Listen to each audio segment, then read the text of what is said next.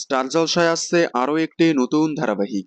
সম্প্রতি magic moments motion picture production হাউজের চিরসখা ধারাবাহিকের পর এবার আসছে ব্লুজ প্রোডাকশন হাউজের নতুন ধারাবাহিক, যে হাউজের আন্ডারে সম্প্রচার হচ্ছে গীতা এলএলবি। ব্লুজ এর আগে জলসাকে বেশ কয়েকটি জনপ্রিয় ধারাবাহিক উপহার দিয়েছে, তার মধ্যে অন্যতম খোকাবাবু, আসল, Bhalobasha dot com, Bhajagobinda, Khukumoni home delivery সহ আরও অনেক। এবার আবারও ব্লুজ নিয়ে আসছে বিগ বাজেট, বিগ কাস্টিং নিয়ে নতুন ধারাবাহিক।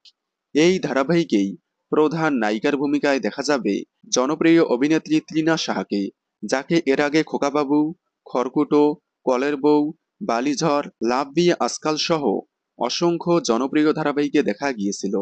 খোকাবাবু, কলের বউয়ের পর এবার আবারও ব্লুজের নতুন ধারাবাহিকে প্রধান নায়িকার ভূমিকায় দেখা যাবে তাকে।